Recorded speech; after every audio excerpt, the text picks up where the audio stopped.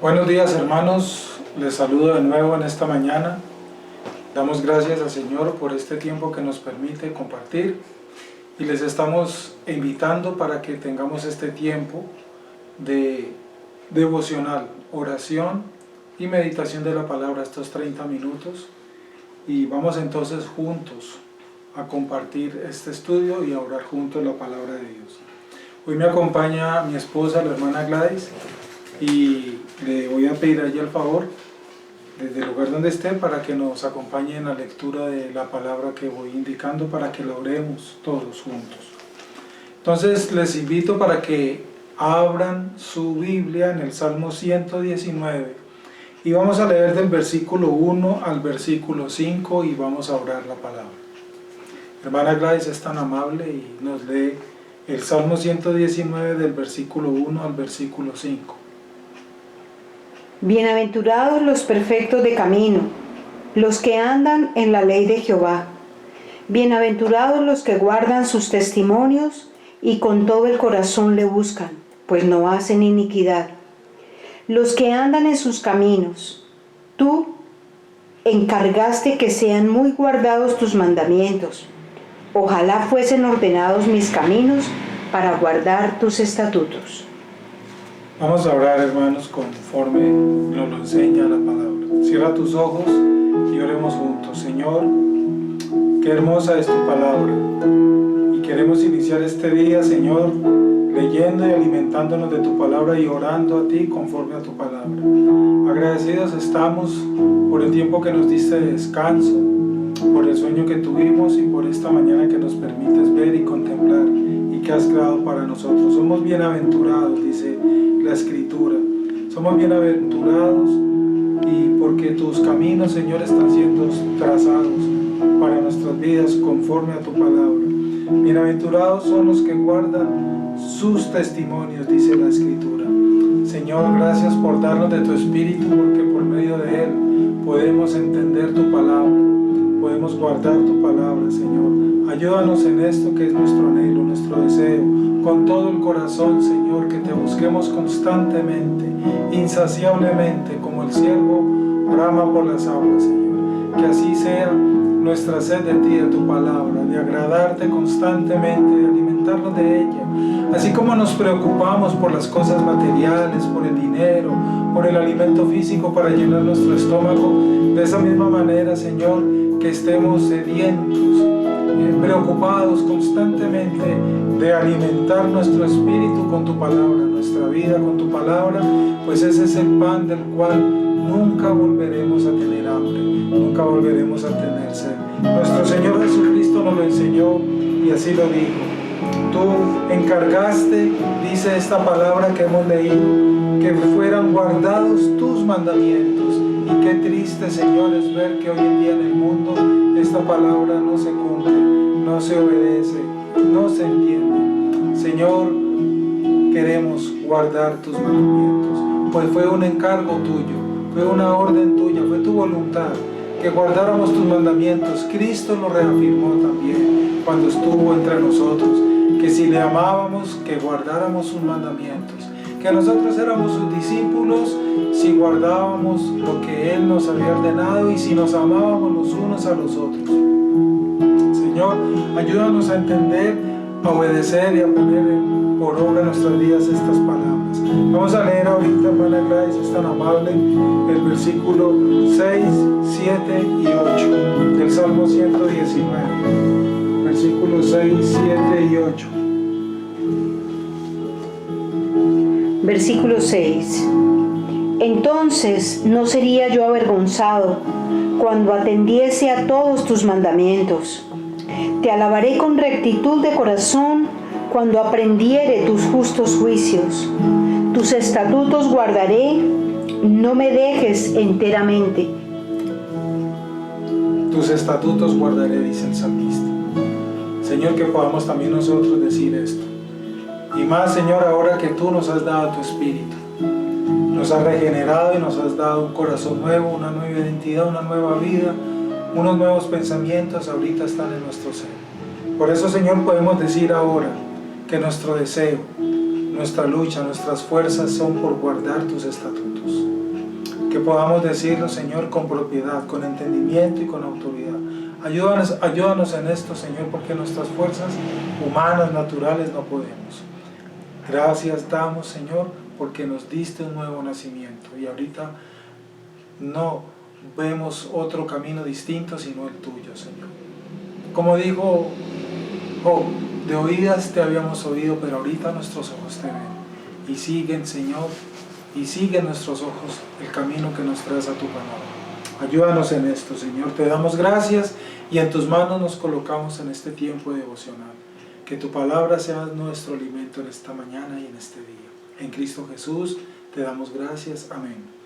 Vamos a continuar entonces, hermanos, en este tiempo, continuando el estudio de nuestro hermano, el pastor Arcee Sproul, que ya está en la presencia de Dios, y damos gracias a Dios por la vida y todo lo que le dio a este varón, y que dejó grandes escritos para la orientación del pueblo de Dios en el mundo entero.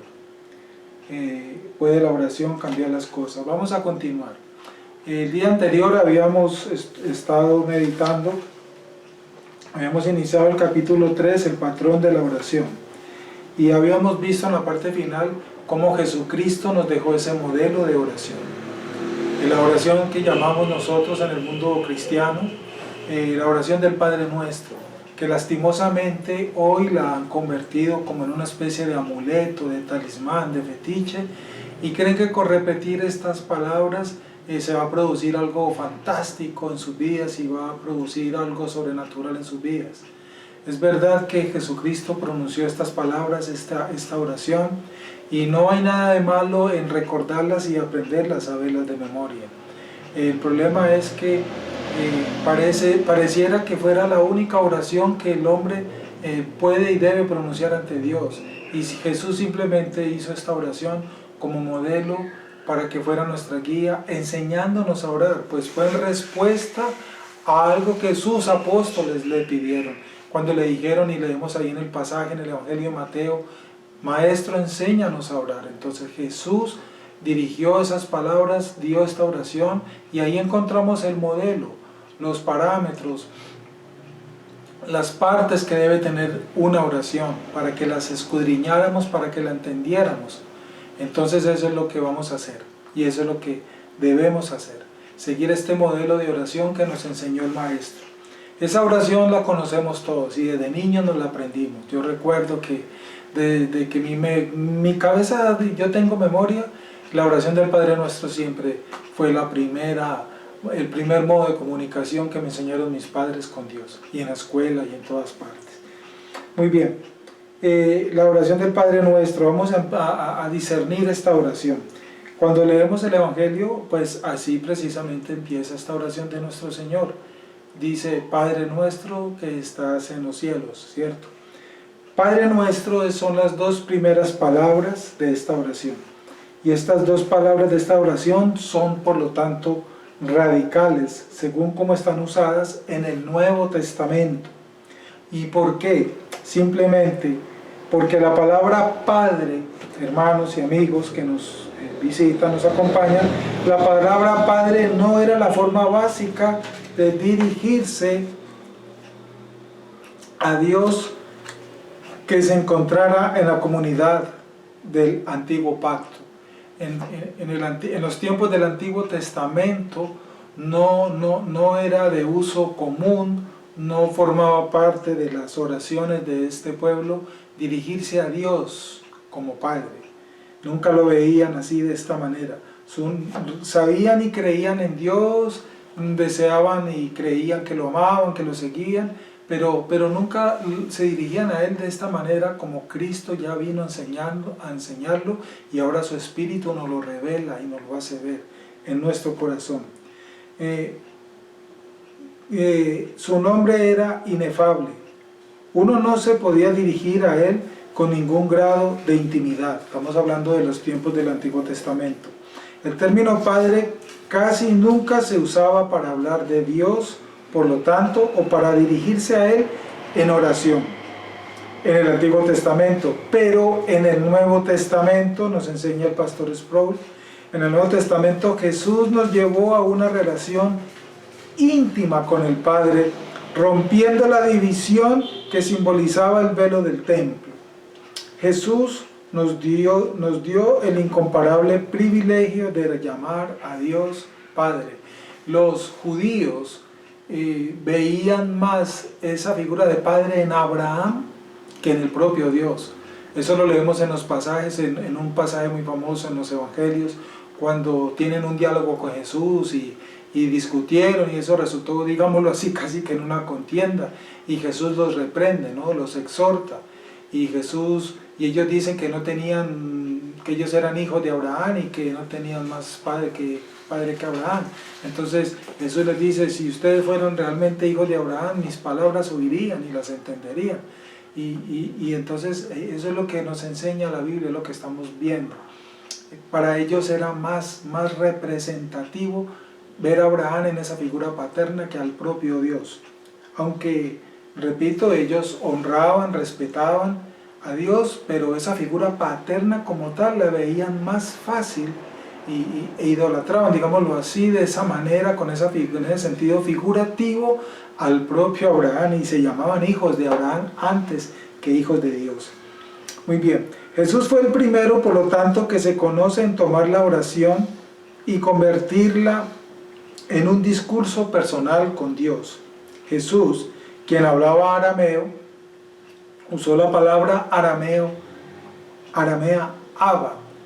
Abba Padre, que está en la Escritura y la hemos leído, cuya mejor traducción es papá o papi. Casi podemos oír el grito de alarma de los discípulos y ver la mirada de asombro en sus caras. Jesús, no habrás querido decir eso cuando tal vez escucharon esas palabras de Jesús. No puedes estar hablando en serio. Estas son palabras que parafrasea nuestro material de estudio.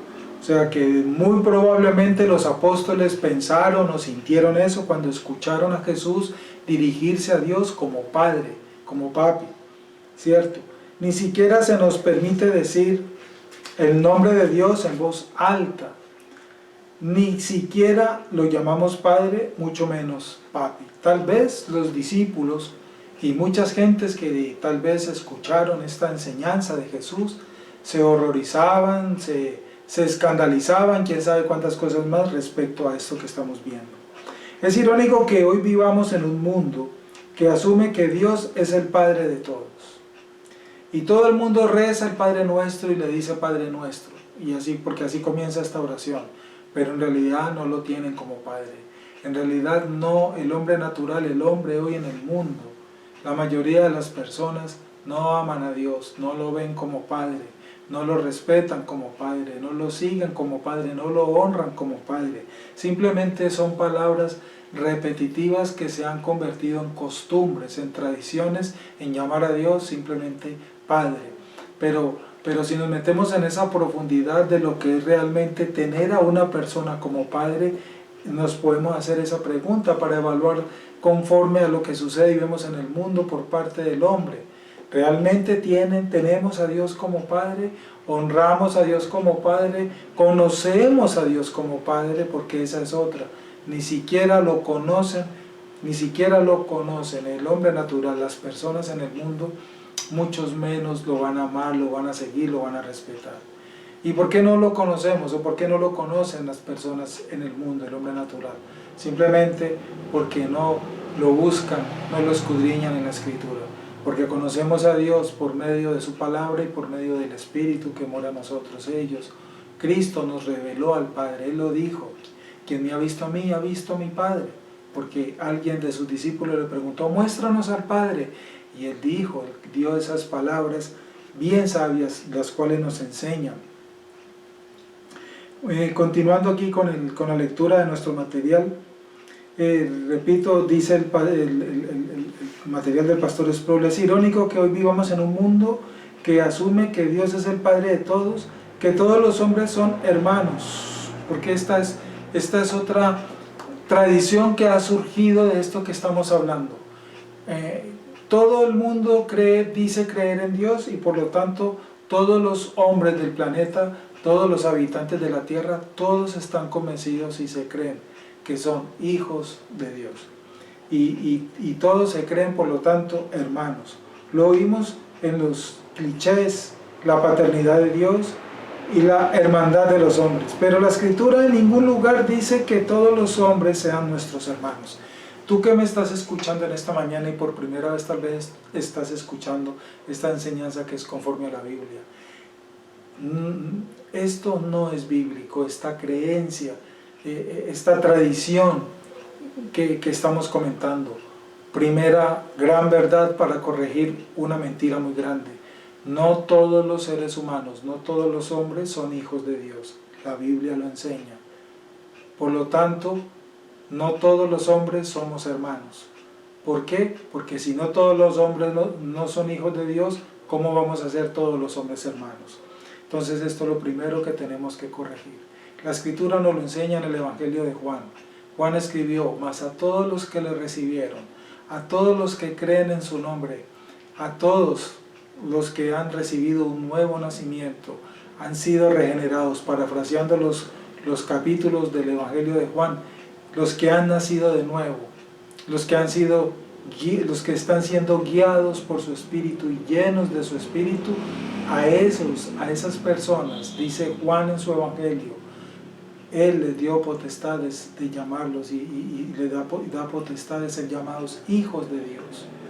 Un hijo de Dios es aquel que es guiado por el Espíritu Santo de Dios. Entonces, una gran verdad que debemos conocer, entender, para corregir una mentira que se ha extendido por el mundo. Recuérdalo. ¿Cuál mentira? Que todos los hombres son hijos de Dios. Y esto es una gran mentira diabólica que el hombre se ha creído y se ha autoengañado y se lo sigue creyendo. Y por lo tanto, no todos los hombres somos hermanos. La Escritura en ningún lugar dice que todos los hombres seamos hermanos. Solamente los hijos de Dios son los que son hermanos entre sí. Si dice no obstante que todos los hombres son por lo tanto nuestro prójimo. Muy bien, en cierto sentido restringido, Dios es el Padre de todos los hombres como el dador y sustentador de la vida. Bien importante esto que aclara el pastor Sproul. Y por eso es clara las palabras que él escribió. En cierto sentido restringido, Dios es el Padre de todos los hombres como el dador y sustentador de la vida. Porque aunque no todos los hombres son hijos de Dios, es un hecho, según la Escritura, una verdad bíblica, que todos los seres que tienen vida es porque Dios ha dado esa vida, porque Él es la fuente de vida, Él es quien da la vida, Él es el que Él es el único que da la vida. Nadie más, ninguna otra cosa puede producir vida, ningún otro ser y ningún otro Dios, pues Él es el único y Él es el Dios de la vida, el progenitor por excelencia de la raza humana. Pero nada en la Biblia indica que un individuo pueda dirigirse a Dios en un tono familiar. La única excepción es cuando la persona ha sido adoptada en la familia de Dios, habiendo expresado la fe salvadora en la expiación de Cristo y habiéndose sometido a un señorío. La Biblia enseña, el apóstol Pablo enseña en la carta a los romanos, que todos los hombres nacemos muertos en nuestros delitos y pecados, y que Dios es quien obra ese milagro de resucitar, sacar de ese estado de muerte. Y cuando el hombre es resucitado y Dios lo saca de ese estado de muerte, entonces pasa a ser ya parte de la familia de Dios, porque es Dios quien le da vida, es Dios quien lo resucita, lo adopta, lo llena de su espíritu, le da un corazón nuevo, una mente nueva. Entonces empieza por esto que estamos diciendo, a lo cual Cristo llamó un nuevo nacimiento, porque son dos momentos de nacimiento. El primero, cuando salimos del vientre de nuestra madre, venimos al mundo en estado de muerte, con la naturaleza del primer Adán muerto. Adán murió y todos los hombres nacen muertos. Entonces, en ese estado sucede el primer nacimiento de todo ser humano que viene hasta el mundo. Después, por voluntad soberana de Dios, Dios produce en esa persona un segundo nacimiento, Por eso Jesús le dijo a Nicodemo, es necesario nacer de nuevo. Al nacer de nuevo, tenemos un nuevo nacimiento como lo estamos meditando, entonces somos llenos de su Espíritu para ser convencidos de nuestro pecado, para ser convencidos de esa naturaleza caída y para entender y ver la obra que hizo Cristo, para recibir la gracia, para ser perdonados por nuestros pecados por medio de la sangre de Cristo. Entonces, allí en ese momento pasamos a ser hijos de Dios. Eso es lo que enseña la Escritura. Entonces corrijamos, hermanos y personas que nos están escuchando, esas cosas que hemos escuchado, que se han extendido por todas partes, que no son conforme a la Biblia. Jesús nunca lo dijo. Jesús nunca dijo que todos los hombres del planeta eran hermanos suyos. Jesús dijo, mi vida doy por las ovejas. Y yo doy mi vida por aquellos a quienes el Padre me ha entregado. Eso enseña mucho, de que hay un grupo especial de entre todos los hombres que Dios le entregó a Jesús para que les diera vida. Eso es lo que Jesús dijo. Y eso es lo que está en la Biblia. Puedes leerlo en tu Biblia, lee la carta a los romanos en estos tiempos y lee el Evangelio de Juan, donde se enseña claramente y en las palabras de Jesús. Por lo tanto, te invito para que medites esto que estamos viendo, que estamos meditando en este tiempo, para que corrijamos eso que no es correcto, que no es conforme a la Biblia, es una mentira. Igual, como lo dije hace un momento, al ser escogidos por Dios para salir del estado de muerte, entonces creemos en la obra de Cristo en la cruz y la sangre de Cristo nos lava de nuestros pecados. Hoy en día, en medio de esta situación que se está viviendo en el mundo, se escucha a muchas personas decir que la sangre de Cristo te proteja, que cúbrete con la sangre de Cristo para que te guarde de todo mal. Hermanos, eso es una herejía. Usar la sangre de Cristo con un propósito distinto a lo cual el mismo Cristo enseñó y la Biblia nos lo enseña, es una herejía.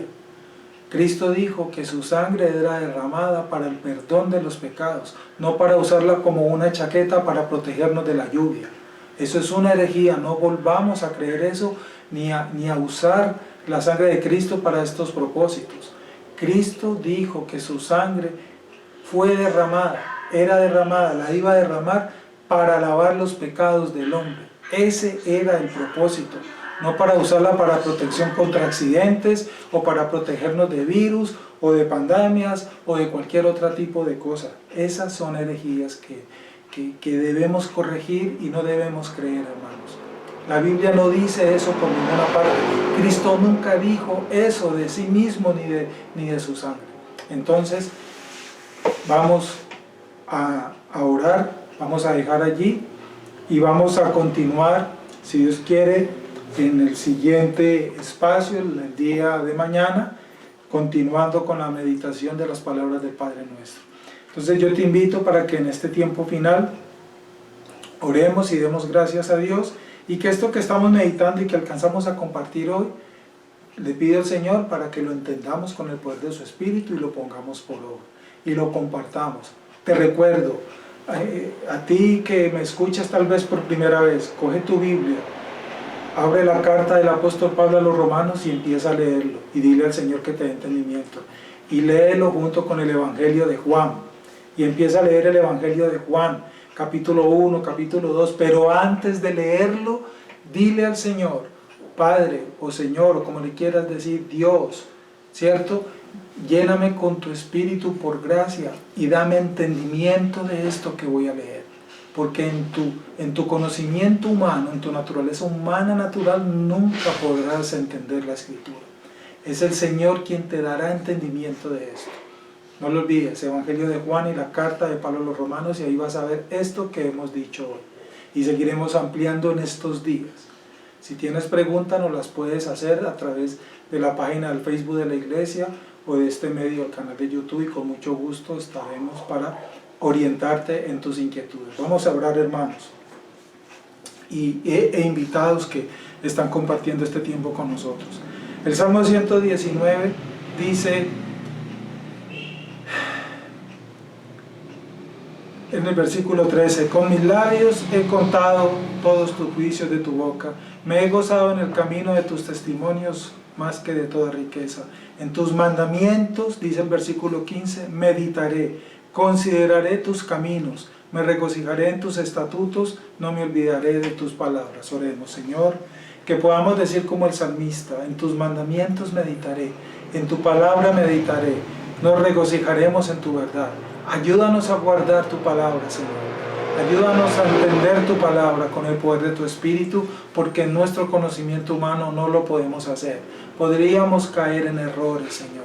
Sácanos del error con el poder de tu Espíritu y muéstranos la luz, el camino que está trazado en tu palabra, Señor, para que te sigamos, para que seamos obedientes a tu palabra y para que te agrademos a ti conforme ha sido tu voluntad y ha quedado revelada para nosotros en la Santa Biblia, que es nuestra fuente de autoridad. Señor, yo oro por las personas que están escuchando este devocional. Ábreles tú el entendimiento. Yo no los puedo convencer de nada. Es tu Espíritu, Señor. Es tu palabra. No soy yo. Es tu Espíritu. Oro por ellos, Señor. Así como has tenido misericordia conmigo, con nosotros en la iglesia, te pedimos misericordia para quien escucha esto por primera vez. Atráelo en pos de ti. Abre los oídos. Dale ese corazón nuevo, Señor.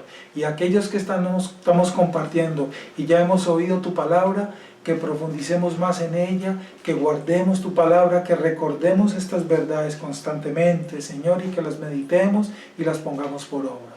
Encomiendo en tus manos este resto de día, la protección y el cuidado, Señor. Delante de ti nos colocamos para que nos cubras bajo tus alas y que se haga en nosotros según tu voluntad y no la nuestra, Señor. Te lo pido y la provisión para este día en el nombre de Cristo Jesús. Amén. Muchas gracias, amigos y hermanos, y nos vemos mañana si Dios quiere. Un abrazo para todos.